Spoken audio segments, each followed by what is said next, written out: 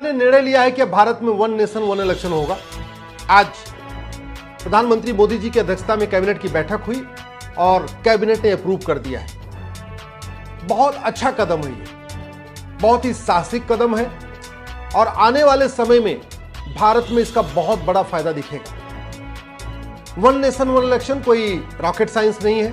भारत के शुरू के 4 चुनाव वन नेशन वन इलेक्शन के फॉर्मेट में हुए थे, जो 1951 का चुनाव था, 1957 का चुनाव था, 1962 का चुनाव था और 1967 का चुनाव था। इन चारों चुनाव में वन नेशन वन इलेक्शन हुआ था। बाद में कुछ राज्यों को बर्खास्त कर दिया कांग्रेस ने, उसके बाद वो साइकिल डिस्टर्ब हो गई, फिर बाद में इमरजेंसी लग गई, इसलिए और साइकिल डिस्टर्ब हो गई। अदरवाइज भारत में वन नेशन वन इलेक्शन ही होता था। और दुनिया में 48 कंट्रीज में 48 देशों में वन नेशन वन इलेक्शन होता है।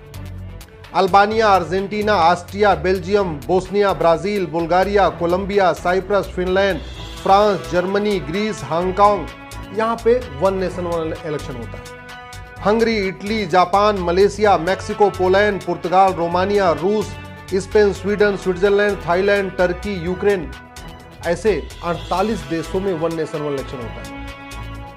तो ऐसा नहीं है जो लोग भारत में विरोध कर रहे हैं वो गलत विरोध कर रहे हैं, पूरी दुनिया में हो रहा है, दुनिया के 48 देशों में हो रहा है और भारत में भी वन नेशन वन इलेक्शन होता था। फायदा जो सबसे बड़ा फायदा ये होगा, समय बचेगा। जैसे ही इलेक्शन आता है 1 महीने पहले से टीचर की ड्यूटी लग जाती है, पुलिस की ड्यूटी लग जाती है और भी सारे डिपार्टमेंट जो भी गवर्नमेंट के डिपार्टमेंट है उनके C ग्रेड D ग्रेड की पूरी ड्यूटी लग जाती है। DM इलेक्शन ऑफिसर हो जाते हैं तो वो भी सारा काम धाम छोड़ के सारे डेवलपमेंट के प्रोजेक्ट हाल्ट हो जाते हैं। मॉडल कोड ऑफ कंडक्ट लगने के कारण कोई नई योजनाएं शुरू नहीं हो सकती हैं, जो योजनाएं चल रही होती हैं इनफैक्ट वो भी रुक जाती हैं एक तरीके से, क्योंकि पूरा प्रशासनिक अमला, चाहे वो तहसीलदार हो, चाहे पेशकार हो, चाहे थानेदार हो, चाहे वो हवलदार हो, चाहे वो कलेक्टर हो, चाहे कप्तान हो, चाहे ADM हो, चाहे SDM हो, सब के सब इलेक्शन के मोड में रहते हैं। 1 महीने तक पूरा का पूरा जो जन कल्याण का कार्य है वो भी रुक जाता है, जो डेवलपमेंट का कार्य है वो भी रुक जाता है। सबसे बड़ा नुकसान ये होता है कि जब जब चुनाव होता है ना, पार्षद का अलग चुनाव, प्रधान का अलग चुनाव, विधानसभा का अलग चुनाव, लोकसभा का अलग चुनाव, उस चुनाव के बाद हिंसा होती है। तो अगर मान लें कि अभी ये वन नेशन वन इलेक्शन हो जाएगा तो हिंसा रुक जाएगी। अभी अलग अलग जब चुनाव होते हैं ना, पार्षद के, प्रधान के, विधानसभा के, लोकसभा के, उसमें हिंसा बहुत ज्यादा होती है। कालाधन हवाला का खेल रुकेगा। आपको पता है कि कोई भी चुनाव आज की डेट में ईमानदारी से हो नहीं पाता है, पूरा काला धन, भ्रष्टाचार, हवाला का खेल चलता है। अभी ये खेल हर साल चलता है। किसी साल पार्षद का चुनाव होगा, अगले साल फिर प्रधान का चुनाव होगा, अगले विधानसभा का होगा, फिर लोकसभा का होगा। तो हर साल ये ब्लैक मनी का खेल, मनी लॉन्ड्रिंग का खेल चलता रहता है। वन नेशन वन इलेक्शन होने से वो भी रुक जाएगा। मुफ्तखोरी जो बार बार घोषणा की जाती है, मुफ्तखोरी पे भी लगाम लगेगी। सामाजिक समरसता आएगी। जाति का जहर रुकेगा, क्योंकि चुनाव के पहले आप देखिए जाति का जहर बहुत घोला जाता है, भाषा का जहर घोला जाता है, क्षेत्रवाद का जहर घोला जाता है, मजहबी उन्माद फैलाया जाता है। तो जब वन नेशन वन इलेक्शन होगा तो ये जातिवाद, भाषावाद, क्षेत्रवाद, अलगाववाद जो ये जहर घोला जाता है, ये भी कम से कम 5 साल में एक बार घोला जाएगा। यानी 60 महीने में से कम 55 महीने शांति रहेगी। चलो बाद के 3-4 महीने है थोड़ा ठीक है, जाति, भाषा, क्षेत्रवाद चलेगा, लेकिन जो अभी हर साल चलता रहता है वो रुक जाएगा। 1983 में इलेक्शन कमीशन ने कहा था वन नेशन वन इलेक्शन होना चाहिए। 1999 में लॉ कमीशन ऑफ इंडिया ने कहा वन नेशन वन इलेक्शन होना चाहिए। 2015 में पार्लियामेंट स्टैंडिंग कमेटी ने कहा वन नेशन वन इलेक्शन होना चाहिए। तो बहुत फायदा है, इसीलिए मैं इसका स्वागत करता हूं। जो मैंने PIL फाइल किया था उस समय मैं अपने PIL में भी कोर्ट को जब मैंने अपनी बहस किया था तो उस समय कोर्ट ने भी कहा था कि मुद्दा बहुत ही महत्वपूर्ण है, लेकिन court one nation one election के लिए कोई इस पे गाइडलाइन इशू नहीं करती, क्योंकि इसमें कुछ संविधान में संशोधन करना पड़ेगा। विधानसभा का टेन्योर, कुछ विधानसभाओं का टेन्योर बढ़ाना पड़ेगा, कुछ का घटाना पड़ेगा। तो इसलिए ये काम सरकार का है।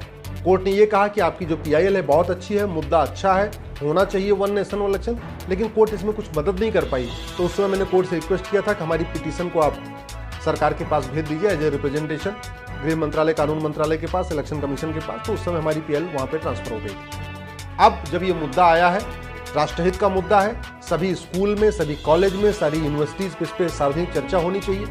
मुझे लगता है कि मीडिया में खुलेआम इस पर कम से कम कई दिन तक लगातार चर्चा होनी चाहिए, क्योंकि वन नेशन वन इलेक्शन के बारे में बहुत सारे जो वोट जीवी और नोट जीवी नेता हैं ये भ्रमित करने की कोशिश करेंगे।